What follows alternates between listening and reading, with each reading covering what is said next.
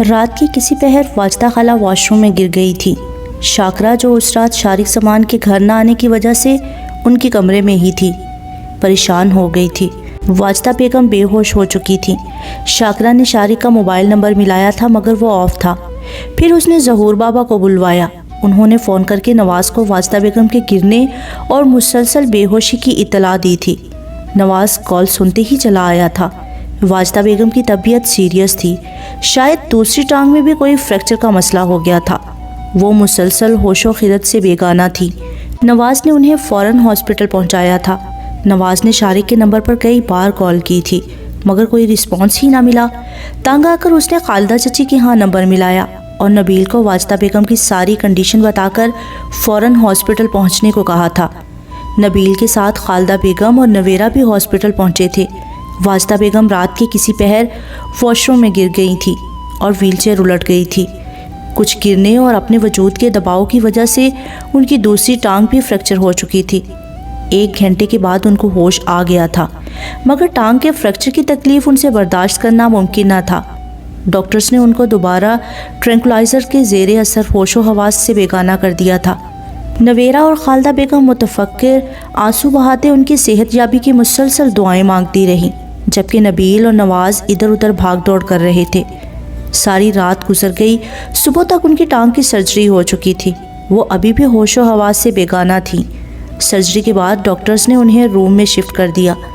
شارق ابھی تک لاپتہ تھا۔ نبیل اور نواز کو رہ کر شارق کی لاپرواہی، غیر ذمہ داری پر تاؤ آ رہا تھا۔ اس کی عادتوں اور روٹین سے وہ باخبر تھے مگر اماں کے سلسلے میں وہ اس حد تک غیر ذمہ دار ہوگا انہیں اندازہ نہیں تھا۔ اگر شاکرہ واجدہ بیگم کے پاس نہ ہوتی تو نہ جانے اب تک کیا ہو چکا ہوتا۔ وہ دونوں ہی اس کیا ہو چکا ہوتا کا تصور نہیں کر سکتے تھے۔ واجدہ خالہ کے روم میں منتقلی کے بعد خالدہ بیگم اور نویرہ دونوں ان کے پاس چلی آئیں۔ خالدہ بیگم بہن کو چت لیٹے سفید چادر میں چھپے وجود کو دیکھ کر رو دیں۔ ان کی یہ بہن بے انتہا صبر والی شاکر خاتون تھیں۔ کیا کچھ نہیں سہا تھا انہوں نے؟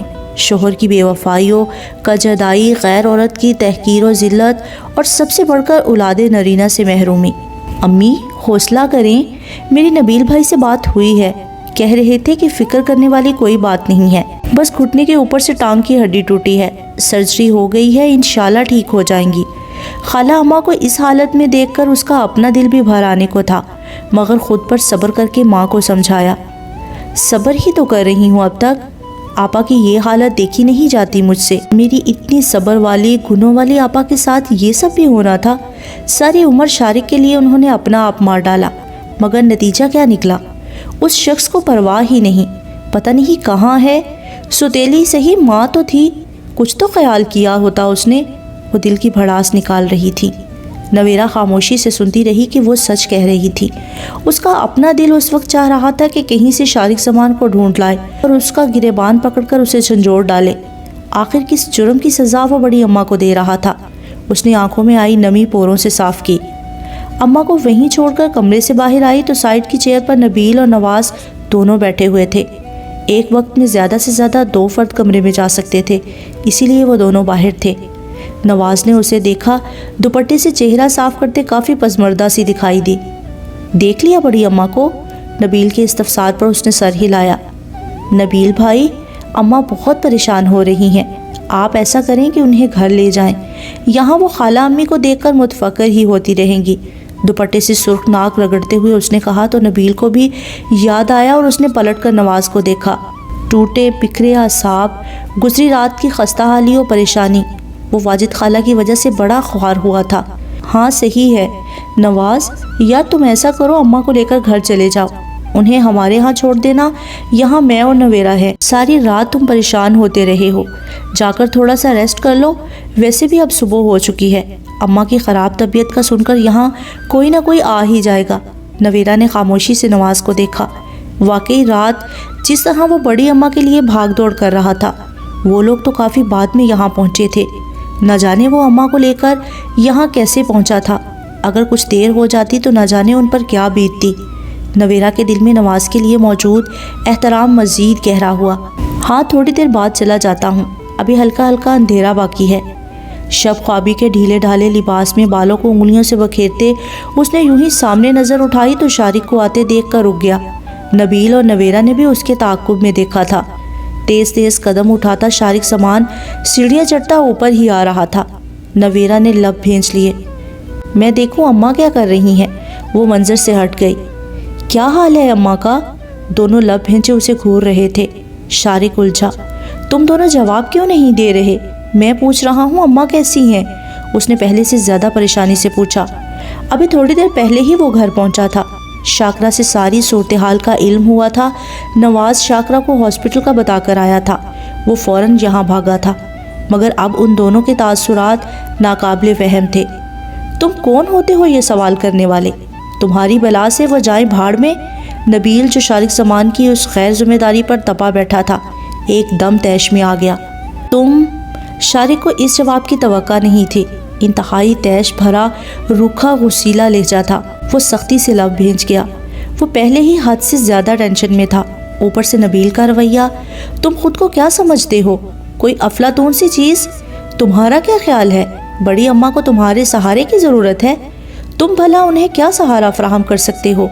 کس چیز کا بدلہ تم ان سے لے رہے ہو؟ وہ معذور، تنہا، بے بس و لاچار عورت اب اتنی بھی بے سہارا نہیں ہے۔ ہم تمہاری محبت میں تمہیں کچھ نہیں کہتے تو اس کا یہ مطلب نہیں ہے کہ ہم نے آنکھیں بند کر رکھی ہیں۔ اب ہم اماں کو تمہارے سہارے مرنے کے لیے نہیں چھوڑیں گے۔ تم اپنی ذات کو نہ جانے کس گنبد میں بند کر کے ان رشتوں کا ماتم کر رہے ہو جو کبھی تمہیں میسر آئے ہی نہیں، اور جو میسر ہیں ان کو تم اپنی حماقتوں اور نادانیوں سے گنوا دو گے۔ سن لو مجھ سے، واجدہ اماں کی ساری حالت کا ذمہ دار انہیں شارق سامان ہی لگ رہا تھا، اسی لیے نبیل کے جی میں جو آیا اس نے کہہ دیا۔ شارق سامان لب بھینچے کشیدہ اعصاب لیے صرف سن رہا تھا۔ ویسے بھی تم نے بڑی اماں کو کون سا سگی ماں مانا ہے؟ انہوں نے تمہاری خاطر اپنی زندگی داؤ پر لگا دی۔ کاش تمہیں احساس و مروت ہوتا تو ان کی مامتا، ان کی تربیت کی ہی لاج رکھ لی ہوتی۔ ساری رات تمہاری خیر خواہی کے لیے پریشان ہونے والے وجود سے بھلا تمہیں کیا سروکار ہو سکتا ہے؟ تمہیں تو سوائے اپنے احساسات، محرومیوں، کمزوریوں کے علاوہ کوئی اور دکھائی کب دیتا ہے؟ تم تو نبیل۔ شارق نہایت خاموشی سے نبیل کی ساری بکواس سن رہا تھا۔ انداز ایسا تھا کہ کسی بھی لمحے پھٹ پڑے گا۔ اس کا چہرہ حد تک و ذلت سے سرخ پڑ رہا تھا۔ کسی بھی لمحے اس کا ضبط چھلک جانے کو بیتاب تھا۔ نواز جو بغور شارق پر نظریں جمائے ہوئے تھا، وہ ایک دم اس کے چہرے سے اندرونی حالت کا اندازہ لگا گیا تھا۔ اس سے پہلے کہ نبیل کچھ مزید سخت سست کہتا، اس نے اس کے کندھے پر دباؤ ڈال کر اسے چپ رہنے کا اشارہ دیا تھا۔ اماں کی ٹانگ میں فریکچر ہو گیا ہے، گھٹنے کے اوپر سے ٹانگ ٹوٹی ہے۔ جب شاکرہ نے مجھے کال کی تو میں فوراً پہنچا تھا۔ وہ بے ہوش تھیں، ابھی تک بے ہوش ہیں۔ ڈاکٹر نے ٹیسٹ وغیرہ کے بعد سرجری کر دی ہے۔ فی الحال تو وہ ٹرینکولائزر کے زیر اثر ہیں۔ ہوش آتا ہے تو کچھ کہا جا سکتا ہے۔ نبیل نواز کا ہاتھ جھٹک کر کمرے میں چلا گیا تھا۔ نواز نے آہستگی سے بتایا تو شارق کے اندر ندامت کا ایک سمندر موجزن ہو گیا۔ بغیر نواز کو دیکھے وہ اسی کمرے کی طرف بڑھا جدھر نبیل داخل ہوا تھا۔ خالدہ بیگم نے شارق کو دیکھ کر اپنی بہتی آنکھیں صاف کی۔ نویرہ نے بھی ایک نظر ڈال کر دوبارہ خالہ کے چہرے پر نظریں جما دی۔ وہ خاموشی سے چلتا اماں کے بستر کے قریب آیا۔ اماں کا چہرے دھلے ہوئے لٹھے کی طرح سفید پڑ چکا تھا، جیسے جسم کا سارا خون نچوڑ لیا گیا ہو۔ کل سے بدرارہ بیگم سے سامنے کے بعد وہ اس دنیا سے کیا اپنے آپ سے بھی روٹھا بیٹھا تھا۔ نہ جانے کہاں کہاں کی خاک چھانتا پھر رہا تھا۔ کب شام ہوئی، کب رات گزری، اسے تو کسی بات کا ہوش ہی نہ تھا۔ اب بھی ساری دنیا سے کٹ کر وہ واپس گھر کے راستے پر پلٹا تھا، مگر گھر میں داخل ہوتے ہی شاکرہ کی زبانی یہ روح فرسا خبر سنی تھی۔ صاحب جی، میں نے آپ کے موبائل پر رابطہ کرنے کی بڑی کوشش کی، مگر آپ کا موبائل بند تھا۔ شاکرہ نے ساری صورتحال بتا کر کہا تو دل پر منو بوجھ آ گرا۔ وہ اماں کو اپنی طرف سے کوئی دکھ نہیں دینا چاہتا تھا، مگر ہر دفعہ دل پر منو بوجھ آ گرتا، اور یہاں آتے ہی نبیل کی ساری بکواس سن کر شارق زمان کو اپنے اوپر سے اختیار اٹھتا محسوس ہو رہا تھا۔ فکر نہ کرو یار، بڑی اماں اب ٹھیک ہے۔ اصل کنڈیشن کا علم ان کے ہوش میں آنے یا پھر سرجری کے بعد ہی ہوگا۔ تاہم ڈاکٹرز وغیرہ اطمینان دلا رہے تھے۔ نبیل شارق پر اچھا خاصا برس چکا تھا۔ جواباً شارق نے ایک لفظ بھی نہیں کہا تھا۔ وہ اتنی باتیں سن کر خاموش رہنے والا انسان نہیں تھا، لاوے کی طرح پھٹ پڑنے والا شخص تھا۔ نبیل کو اپنے رویے کا ایک دم احساس ہوا تو بغیر کچھ مزید کہے یا جتائے اسے بتانے لگا۔ شارق کے ہونٹوں پر ایک مجرور سی مسکراہٹ آ بکھری۔ سر اٹھا کر نبیل کو دیکھا، وہ تسلی آمیز انداز میں مسکرایا تو نگاہ نبیل کے ساتھ کھڑی نویرہ پر ٹک گئی۔ بڑی سی چادر میں وہ خاصی متفکر سی تھی، بڑی سی چادر پر وہ خاصی متفکر سی لگی۔ شارق کے دیکھنے پر وہ اپنی جگہ سے ہلی اور خاموشی سے چلتی ہوئی باہر نکل گئی۔ شارق نے دروازے تک اس کے قدموں کا تعاقب کیا۔ اماں آئیں آپ گھر چلیں، نواز ساری رات کا جاگا ہوا ہے، وہ بھی جا کر تھوڑا سا آرام کر لے۔ شارق ابھی یہی ہے، پھر نویرہ کو بھی یہیں چھوڑ جاتے ہیں، آپ جا کر تھوڑا سا آرام کر لیں، تب تک اماں کو بھی ہوش آ جائے گا تو پھر لے آؤں گا۔ خاموشی سے مسلسل آنسو بہاتی خالدہ بیگم کو نبیل نے کہا تو وہ سر ہلاتے اٹھ کھڑی ہوئیں۔ واجدہ بیگم کے ہوش میں آنے میں خاصی دیر تھی۔ ان کا اپنا دل بھی بہن کو اس حالت میں دیکھ کر ضبط کھو رہا تھا، اس لیے انہوں نے نبیل کی بات پر سر ہلایا تھا۔ بہن کو دیکھ کر وہ کمرے سے نکل آئیں۔ نویرہ ان کو باہر آتے دیکھ کر فوراً ان کی طرف لپکی۔ نواز ارد گرد کہیں بھی نہیں تھا۔ کیا ہوا؟ آپ باہر کیوں آ گئیں؟ خالہ جان ٹھیک تو ہے نا؟ انہوں نے سر ہلایا۔ گھر جا رہی ہوں، آپا کو دیکھ کر اپنی طبیعت بھی خراب ہو رہی ہے۔ نبیلہ بھی گھر پر اکیلی ہے، شارق آ گیا ہے، یہ نواز کدھر گیا ہے؟ اسے بتاتے ارد گرد دیکھتے انہوں نے پوچھا تو اس نے لا علمی میں کندھے اچکائے۔ میں بھی آپ کے ساتھ چلوں یا؟ بات ادھوری چھوڑ کر اماں کو دیکھا۔ نہیں تم ٹھہر جاؤ، کھانا وغیرہ تیار کروا کر نبیل کو بھیجتی ہوں، پھر نبیل کے ساتھ گھر آ جانا۔ نبیلہ رک جائے گی، میں بھی جاؤں گی تو سہولت رہے گی۔ اس نے سر ہلایا۔ نبیل بھی باہر آیا تو نواز کو نہ پا کر پوچھنے لگا، نواز کہاں ہے؟ پتہ نہیں، جب میں باہر آئی تھی تو کہیں بھی نہیں تھے، ہو سکتا ہے کہ گھر چلے گئے ہوں۔ اس کے جواب پر نبیل نے سر ہلایا تھا۔ ہم لوگ جا رہے ہیں، تم خالہ اماں کا خیال رکھنا۔ ویسے اب شارق آ گیا ہے، فکر والی کوئی بات نہیں، مگر تم بھی خیال رکھنا۔ دونوں اسے تاکید کر کے چلے گئے تھے۔ وہ کچھ دیر کمرے سے باہر رہی تھی، مگر اب صبح ہونے کی وجہ سے راہداری میں آمد و رفت بڑھ چکی تھی۔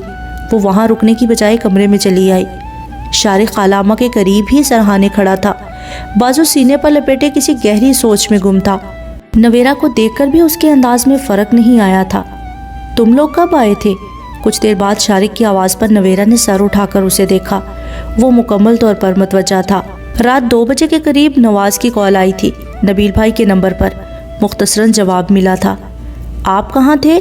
نبیل بھائی، نواز، سب نے آپ کے موبائل پر بار بار رابطہ کرنے کی کوشش کی تھی، مگر دوائیوں کی شیشیوں کی ترتیب درست کرتے ہوئے اس نے پوچھا تھا۔ شارق کو یاد آیا کہ موبائل تو اس نے آفس سے نکلتے ہی بیل ہونے پر غصے سے آف کر کے گاڑی کی پچھلی سیٹ پر پھینک دیا تھا۔ وہ آن ہوتا تو کوئی اطلاع ملتی۔ نواز چلا گیا؟ اس کو بغیر جواب دیے شارق نے مزید پوچھا تو نویرہ نے سخت نظروں سے دیکھا۔ وہ ادھر ہی متوجہ تھا، سادہ سی نظریں تھیں۔ وہ فوراً رخ موڑ گئی۔ وہ جب سے شارق زمان سے بدظن ہوئی تھی، ان کے دل و دماغ میں اس کے متعلق خطرے کا الارم بجا تھا۔ وہ اسے یوں ہی کترانے لگی تھی، مگر اب پتہ نہیں۔ وہ کھڑکی کے پاس جا کر کھڑی ہوئی، تبھی نواز دروازہ دھکیلتا اندر آیا۔ اس کے ہاتھ میں ٹرے تھی جس میں چینی کے بھاپ اڑاتے کپ تھے۔ ساری رات کی بھاگ دوڑ میں میرے اعصاب شل ہو گئے تھے، سوچا چائے ہی پی جائے۔ یہ چچی جان اور نبیل کہاں ہیں؟ ٹرے دوائیوں والی ٹیبل پر رکھ کر وہ سیدھا ہوا تو دونوں کو نہ پا کر پوچھا، اماں اور بھائی گھر چلے گئے ہیں۔ ٹرے میں 5 کپ تھے، یقیناً وہ سب کے لیے چائے تیار کروا کر لایا تھا۔ نویرہ کی بات پر اس نے سر ہلایا۔ لیں چائے پئیں۔ اس نے کپ اٹھا کر اسے تھما دیا تھا، جو نویرہ نے خاموشی سے پکڑ لیا۔ شارق اور نواز دونوں ہی چائے پی رہے تھے۔ چائے بہت مزیدار نہیں مگر اچھی تھی، ہاسپٹل کی کینٹین سے بنوا کر لایا ہوں۔ اتنی اچھی نہیں ہے لیکن گزارے کے لائق ہے، وہ شارق زمان سے کہہ رہا تھا۔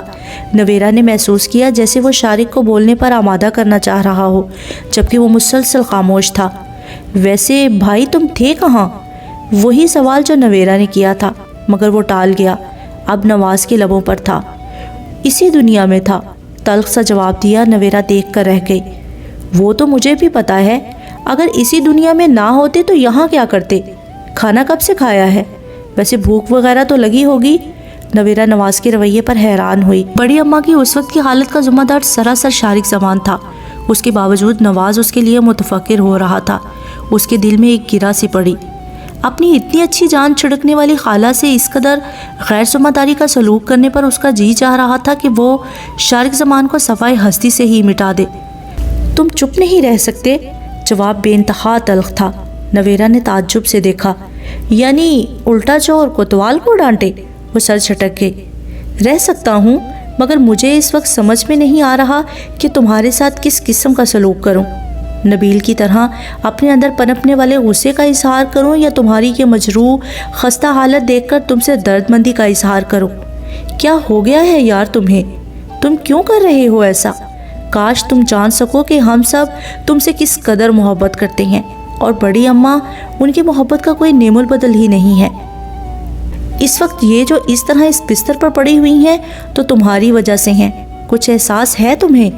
نواز نے کچھ دھیمے کچھ پرجوش انداز میں اسے باور کرانا چاہا تو وہ لب بھنجے انتہائی غصیلے انداز میں نواز کو دیکھنے لگا۔ تم نے اگر یہی سب بکواس کرنی ہے تو بے شک یہاں سے چلے جاؤ۔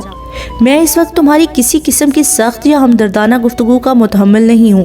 میں اس وقت جس ذہنی خلفشار اور خلجان سے گزر رہا ہوں، کاش تم جان سکو۔ تمہاری کوئی بھی الٹی سیدھی بات پر ایسا ہو کہ میرا ہاتھ نہ اٹھ جائے۔ بہت تلخ لہجے میں کہتے ہوئے اپنا نچلا ہونٹ دانتوں تلے دبائے، سرد غصیلی نگاہوں سے گھورتے اس نے نبیل کی بھی چپ کر کے پی جانے والی بکواس کا جواب دیا تھا۔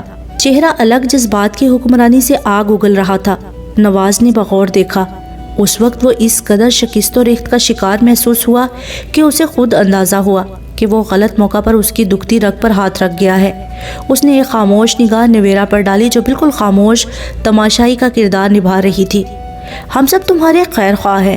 تم ہاتھ اٹھانے کی بات کرتے ہو، تم قتل بھی کر دو گے تو اف نہیں کروں گا، مگر میرے دوست تم خود ذرا سوچو، یہ انتہائی جذباتی شدت پسند طبیعت کا مظاہرہ کر کے نہ صرف اپنے ساتھ دشمنی کر رہے ہو بلکہ ان رشتوں کے ساتھ بھی جو تمہارے ارد گرد تمہاری ڈھال بنے ہوئے ہیں۔ کبھی اندازہ تو لگاؤ، اپنے ذات کے گنبد سے نکل کر ان رشتوں کی لذت بھی محسوس کر کے دیکھو۔ ہر دکھ، ہر پریشانی پر جذباتی دھچکا کم لگنے لگے گا۔ بلیو می، بہت رسان سے، بہت محبت سے وہ اسے سمجھا رہا تھا۔ نویرا کے لیے یہ سب نیا تھا۔ وہ حیرت سے دونوں کو دیکھ رہی تھی۔ سخت بھینچے ہوئے تیور لیے کشیدہ اعصاب کے مالک شارق زمان کو اور دھیمے ٹھنڈے پرسکون لہجے میں سمجھاتے نواز فاروق کو، آپ غلط موقع پر غلط انسان پر اپنی کوشش ضائع کر رہے ہیں۔ جو انسان خود ہی اپنی کمزوریوں کو اپنے اوپر حاوی کر کے اپنی تباہی کا سبب بنانے پر تل جائے تو اسے ہم یا آپ کیسے بچا سکتے ہیں؟ یہ ماشاءاللہ خود صاحب عقل ہیں، اپنے نفع و نقصان کا اندازہ لگانے والے ہیں۔ انہیں خود احساس ہونا چاہیے کہ اپنی جذباتی شدت پسند طبیعت کے ہاتھوں وہ کیا کچھ گنوانے پر تلے ہوئے ہیں۔ ضروری نہیں ہے کہ ہمارے کہنے پر انہیں اپنی ذمہ داری کا احساس ہو، یہ صاحب ذمہ دار ہیں۔ خالی مگ واپس ٹرے پر رکھ کر کچھ تلخی کچھ طنز سے کہتے نویرا احسان نے اپنے اندر کی ساری کڑواہٹ باہر نکالی تھی۔ شارق تو ایک طرف، نواز نے بھی چونک کر نویرا کو دیکھا۔ نویرا کے چہرے پر صرف برہمی کے ہی آثار نہ تھے، اور بھی کئی ناقابل فہم تاثرات تھے۔ نواز کچھ بھی نہ سمجھ سکا۔ نواز صاحب، ان کا سب سے بڑا المیہ ہے کہ ان سے سب ہی محبت کرتے ہیں، اور یہ ان کی محبتوں سے ناجائز فائدہ اٹھانا خوب جانتے ہیں، خاص طور پر خالہ اماں کی محبت کا۔ اتنی تلخی تھی کہ شارق بغیر کچھ کہے گھورے گیا۔ انہوں نے جان بوجھ کر اپنے آپ کو ایک بند کلی کے سرے پر کھڑا کر لیا ہے۔ ہوش و خرد کے مالک صاحب عقل انسان ہیں، انسان کے جذبات کو خود پر کبھی سوار نہ ہونے دیتے، مگر یہ چاہیں تب نہ۔ انسان کو اللہ نے اتنی طاقت ضرور دی ہے کہ وہ خود کو غلط راہ سے بچا سکے۔ بہرحال یہ اپنے اچھے برے کے خود ہی ذمہ دار ہیں، آپ کی کسی بات کا ان پر کوئی اثر نہیں ہوگا۔ یہ اس وقت غصے کی وجہ سے سوچنے سمجھنے کے قابل نہیں ہیں، اس لیے بہتر ہے کہ اپنا وقت ضائع ہی نہ کیا جائے۔ اس نے کتنی آسانی سے شارق زمان کے سامنے بڑے اعتماد سے اس کی ذات کا تجزیہ کیا تھا۔ شارق نے کھا جانے والی نظروں سے اسے گھورتے خالی کپ ٹرے میں پٹکتے ہوئے باہر کی طرف قدم بڑھا دیے تھے۔ نویرا تعصب سے اس کو جاتا دیکھتی رہی۔ زرش کا خیال تھا کہ سامان کراچی آتے ہی اسے رابطہ کرنے کی کوشش کرے گا۔ آخر کو اس نے فرح اور اسجد سے متعلق بات ہی ایسی کی تھی، مگر اگلے دن آخری پیپر دے کر وہ گھر آئی تو سامان احمد کا کہیں وجود نہ تھا۔ اس نے کئی بار کال کرنے کی کوشش کی تو کوئی رابطہ ہی نہ ہوا تھا۔ اب زرش کو پکا یقین ہو چکا تھا کہ سامان ان کے ساتھ جانا نہیں چاہتا، اس لیے اس کو اگنور کر رہا ہے۔ ان لوگوں کی سب تیاری مکمل تھی۔ پروگرام کے مطابق کل صبح ان سب کو فرح اور علی کے ساتھ نکلنا تھا۔ فرح اور علی کو صبح سامان احمد یا پھر تایا جان چھوڑ جائیں گے۔ اس ساری صورتحال سے وہ خاصی الجھ گئی تھی۔ نوشین بھی حیران تھی کہ ان کے ہر پروگرام میں شریک ہونے والا سمان احمد اس دفعہ ان کے ساتھ نہیں جا رہا تھا۔ اس نے فرح کے ہاں کال کی تو علم ہوا کہ تائی امی اپنے بھائی کے ہاں گئی ہوئی ہیں۔ سمان احمد ابھی گھر لوٹا تھا۔ شام کے بعد اسے شاید پھر کسی میٹنگ میں جانا تھا۔ زرش کے لیے یہ اچھا موقع تھا۔ اس نے فوراً سمان احمد سے بات کرنے کی ٹھانی۔ اجازت لینے کو شائستہ بیگم کے کمرے میں چلی آئی تھی۔ وہ پیکنگ میں مصروف تھیں۔ کل صبح نکلنا تھا، اس لیے وہ رات کو ہی سب کام ختم کر لینا چاہتی تھی۔ ماما، وہ ابھی فرح کی کال آئی تھی، اس نے ایمرجنسی میں بلایا ہے، چلی جاؤں؟ کیوں؟ پیکنگ سے ہاتھ روک کر انہوں نے اسے دیکھا۔ وہ کنفیوز ہوئی۔ پتہ نہیں، کہہ رہی تھی کہ پیکنگ کرواؤں آ کر اس کے ساتھ۔ چلی جاؤں پلیز؟ ایمرجنسی کی وضاحت پر شائستہ نے زرش کو گھورنا چاہا تھا، مگر اس کے انداز میں اتنی لجاجت تھی کہ انہوں نے چہرہ موڑ کر اپنی مسکراہٹ چھپائی۔ وہ بچی نہیں ہے، خود پیکنگ کر لے گی، انہوں نے ڈالا۔ مگر مجھ سے پوچھ کر تو نہیں کرے گی نا؟ میں نے اسے اس قسم کے ڈریس رکھنے کو کہا ہے، فوٹوگراف اچھی آئے گی، مگر دیکھ لیجئے گا کہ وہ یوں ہی عام سے ہی کپڑے اٹھا کر لے جائے گی اور پھر وہاں جا کر روئے گی، پھر ہمارے کپڑوں پر ہاتھ صاف کرے گی۔ شائستہ زرش کے انداز پر سمجھ گئیں کہ وہ جتنا بھی ٹال دیں وہ جان نہیں چھوڑے گی، ان کا سر کھاتی رہے گی حتیٰ کہ اجازت نہ لے لے۔ ٹھیک ہے، چلی جاؤ، میرا دماغ نہیں کھاؤ، ابھی تمہارے پاپا کی بھی پیکنگ کرنی ہے۔ یہ نوشی کہاں ہے؟ اسے بھیجو میرا ہاتھ پٹانے، اور ہاں جلدی آنا۔ وہ سر ہلاتی کمرے سے نکل آئی تھی۔ نوشی کو ماما کا پیغام دے کر ڈرائیور کو گاڑی نکالنے کا کہا تھا۔ وہ وہاں پہنچی تو فرح اسے دیکھ کر حیران ہوئی۔ تمہیں چین نہیں؟ ابھی تو تم سے فون پر بات ہوئی تھی۔ سمان بھائی کہاں ہیں؟ اس کی حیرانگی کو قطعی نظر انداز کرتے اجرت میں کہا۔ کمرے میں، ابھی کھانا کھا کر لیٹے ہیں، مگر وہ پیچھے نہ جانے کیا کہہ رہی تھی۔ وہ تیزی سے کمرے کا دروازہ دھکیلتی اندر داخل ہو گئی تھی۔ سمان احمد ابھی لیٹا ہی تھا، ابھی شاید آنکھ لگی تھی، اس دھاڑ سے دروازہ کھلنے پر اٹھ بیٹھا۔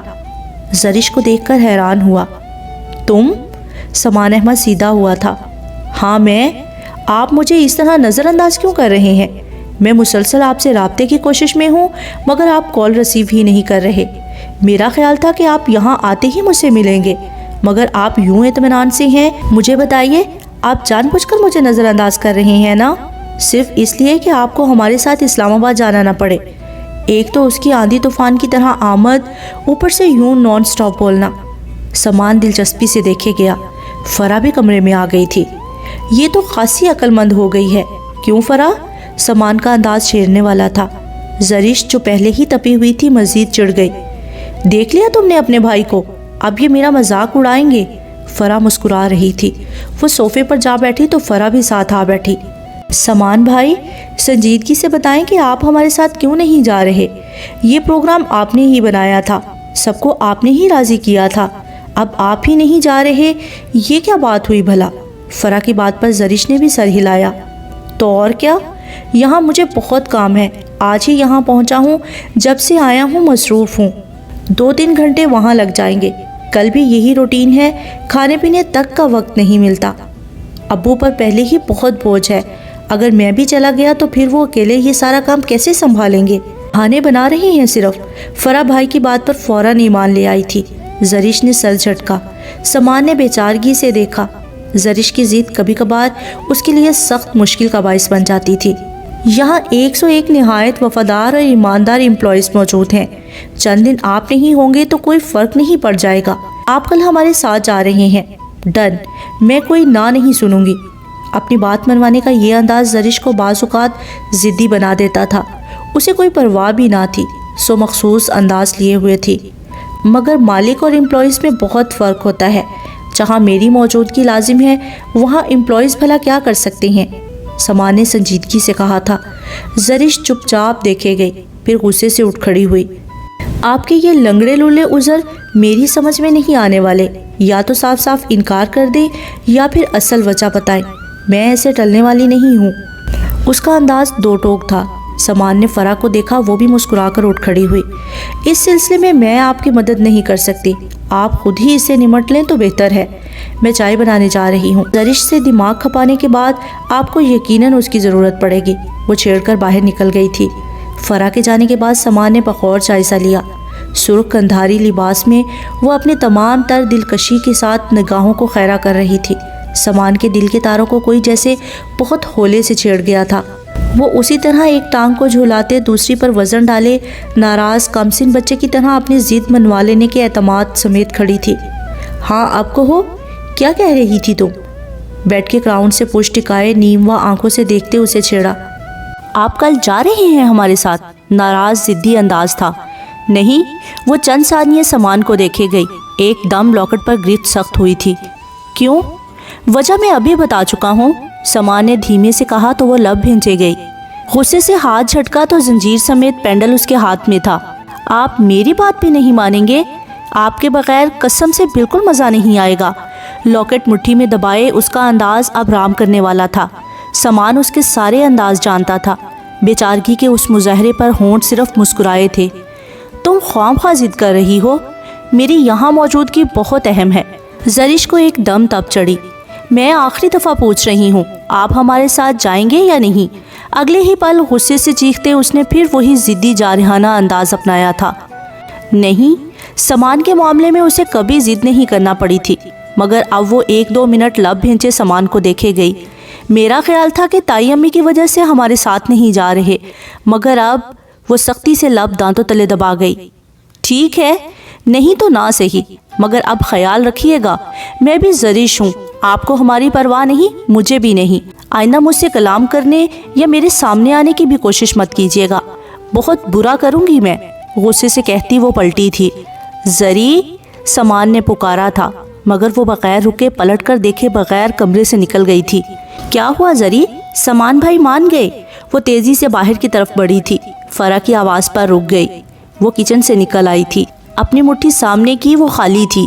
پھر ایک نظر فرا کو دیکھا، نہ جانے دل میں کیا ہوا، آنکھوں میں نمی تھی۔ وہ نہیں مانے اور نہ ہی کبھی مانیں گے، غصے سے کہتے وہ پلٹی تھی۔ مگر تم کہاں جا رہی ہو؟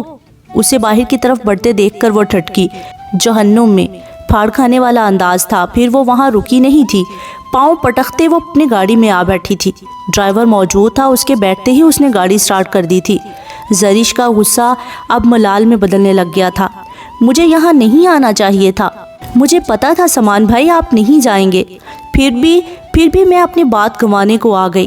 میرا سارا مان ٹوٹ گیا، میری ساری ضد ختم ہو گئی۔ پتہ نہیں کیوں اب آپ بدلنے لگ گئی ہیں، بہت بدل گئی ہیں۔ میری ناراضی کی بھی پرواہ نہیں آپ کو۔ سیٹ کی پشت سے سر ٹکاتے وہ سامان احمد کے تصور سے نہ جانے کون سے شکوے کر رہی تھی۔ آنکھوں میں نمی سی آ ٹھہری تھی کہ زندگی میں پہلا پروگرام اس کے بغیر طے ہوا تھا۔ جانے کی ساری تیاری مکمل تھی، سامان گاڑی میں رکھوایا جا چکا تھا۔ آفس کی ذاتی گاڑی میں وہ لوگ اسلام آباد جا رہے تھے۔ ڈرائیور ان کا اپنا ہی تھا۔ نوشی خوب چہک رہی تھی، جبکہ زرش خاموش سی پزمردہ سی تھی۔ کچھ سامان کا رویہ اور کچھ اپنی حماقت وہ خوش نہیں ہو پا رہی تھی۔ سب ہی تیار بیٹھے تھے۔ فرا اور علی کا انتظار تھا، جنہیں پروگرام کے مطابق ان کے ساتھ آنا تھا اور اکٹھے ہی گاڑی میں اسلام آباد کے لیے نکلنا تھا۔ 15-20 منٹ کے انتظار کے بعد سامان کے ساتھ دونوں بہن بھائی تھے۔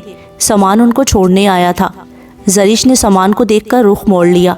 سامان نے بھی محسوس کر لیا تھا، وہ سمجھ گیا تھا کہ وہ اب اس سے سخت قسم کی ناراض ہو چکی ہے۔ وہ لوگ لان میں ہی ان کے منتظر تھے۔ اچھا سامان بیٹا، یہاں کا خیال رکھنا، ادھر گھر پر بھی چکر لگا لینا۔ گاڑی میں بیٹھتے ہوئے شائستہ بیگم نے سامان کو تاکید کی تو اس نے سر ہلایا۔ باقی بھی گاڑی میں بیٹھنے لگے تھے۔ سامان بھائی، آپ بھی چلتے تو اچھا لگتا، آپ کے بغیر پہلی دفعہ کہیں جا رہی ہیں، سچی بہت مس کریں گے آپ کو، نوشین کہہ رہی تھی۔ سامان نے زرش کو دیکھا، وہ گاڑی کی پچھلی سیٹ پر بیٹھ کر اپنا بیگ کھولے نہ جانے کیا ڈھونڈ رہی تھی۔ اچھا سامان بیٹا، یہاں آفس کا کام ختم ہوتے ہی آنے کی کوشش کرنا، ورنہ ہم سب بھی تمہیں مس کریں گے۔ شائستہ بیگم کی آواز پر اس نے مسکرا کر سر ہلایا۔ جی بہتر۔ سامان نے کنکھیوں سے زرش کی طرف دیکھا۔ بیگ بند کر کے وہ اب باہر دیکھ رہی تھی، یعنی مکمل لا تعلقی کا اظہار تھا۔ اس کے اس انداز پر سامان احمد کے سینے کے اندر کوئی چیز ٹوٹ کر گری تھی۔ فرا اور علی کے بیٹھتے ہی ڈرائیور نے بھی اپنی سیٹ سنبھالی تھی۔ پچھلی 2 سیٹوں پر نوشی، زرش، اگلی پر فرا اور علی تھے، جبکہ درمیانی 2 سیٹوں پر شائستہ اور سعود صاحب تھے۔ ڈرائیور اکیلے ہی تھا۔ گاڑی سٹارٹ ہوتے ہی سامان پیچھے ہٹ گیا تھا۔ آنے کی کوشش کرنا بیٹا، سعود احمد نے بھی کہا تھا۔ وہ ہنس دیا۔ سامان احمد نے ہاتھ ہلا کر ان کو خدا حافظ کہا تو جواباً سب نے ہی ہاتھ ہلایا تھا، سوائے زرش کے۔ سمان احمد کے دل کو پھر کسی نے زور سے بھینچ دیا تھا۔ گاڑی گیٹ سے نکلتی چلی گئی تھی۔ سمان احمد نے ایک گہری سانس لی تھی۔ پینٹ کی جیب میں ہاتھ ڈال کر نکالا تو سرخ ہتھیلی پر دھرا لاکٹ بما زنجیر اس کی نگاہوں کے سامنے تھا۔ ZS کے الفاظ اس کی نگاہوں کے سامنے گھومنے لگے تھے۔ کل شام زرش کے جانے کے بعد وہ تیار ہو رہا تھا۔ جب ننگے پاؤں قالین پر چلتے صوفے کے قریب سے گزرتے، اس کے پاؤں کے نیچے کوئی چیز چھپ گئی تھی۔ فوراً پاؤں ہٹایا تو دیکھ کر ششدر رہ گیا۔ یہ وہی لاکٹ تھا جو اس نے زرش کو دیا تھا۔ کتنی چاہ، محبت و اپنائیت سے اس نے دیا تھا، اور اس نے اس کا دیا تحفہ اتنی خاموشی کے ساتھ یہاں گرا دیا تھا۔ زرش ناراض ہو کر گئی تھی۔ وہ اپنی ضدی طبیعت کے باوجود اس دفعہ سمان کو راضی نہ کر پائی تھی۔ وہ ناراض ہو کر جا رہی تھی تو سمان کو اپنا دل اپنے اختیار سے باہر ہوتا محسوس ہوا تھا۔ دل چاہا تھا کہ اسے روک لے، اس کی بات مان لے، اسے مت جانے دے۔ اسے آواز دی تھی مگر وہ بغیر پلٹے دیکھے چلی گئی تھی۔ اور اب یہ لاکٹ! کتنی دیر وہ حیران لاکٹ مٹھی میں دبائے بے چین رہا تھا۔ لاکٹ کی زنجیر بڑی بے دردی سے توڑی گئی تھی۔ اتنی مضبوط زنجیر ٹوٹی تھی، دل کو تکلیف کیوں نہ ہوتی؟ بات تحفے اور اس کے قیمتی ہونے کی بھی نہیں ہوتی، بات تو اس کی نیت، چاہ، محبت اور اٹوٹ تعلق کی تھی، جو اس نے اپنے سب جذبوں میں لپیٹ کر شدتوں کی اس زنجیر میں پیرو کر اپنی ساری چاہت کا عنوان بنایا تھا۔ اور یہ عنوان سمان احمد نے مٹھی بند کر لی تھی۔ وہ یہ لاکٹ لے کر آ جایا تاکہ اسے واپس دے دے۔ اس کی ناراضی ختم کرنے کی کوشش کرے گا، کسی نہ کسی طرح بہلا پھسلا کر اسے منا لے گا۔ مگر یہاں آ کر زرش کے تیور لا تعلقی کا بھرپور انداز دیکھ کر سمان کو اس احساس نے شدت سے جکڑ لیا تھا کہ وہ اسے ناراض ہو کر گئی تھی۔ تم بھی خفا، لوگ بھی برہم ہیں دوستو، اب ہو چلا ہے یقین کہ ہم برے ہیں دوستو۔ ایک مجروح سی مسکراہٹ سمان احمد کے ہونٹوں پر ٹھہر کر دم توڑ گئی تھی۔ صاحب جی، گیٹ بند کر دوں یا آپ کو جانا ہے؟ چوکیدار کی آواز پر وہ خود فراموشی کی کیفیت سے چونکا تھا۔ چوکیدار ابھی تک منتظر تھا۔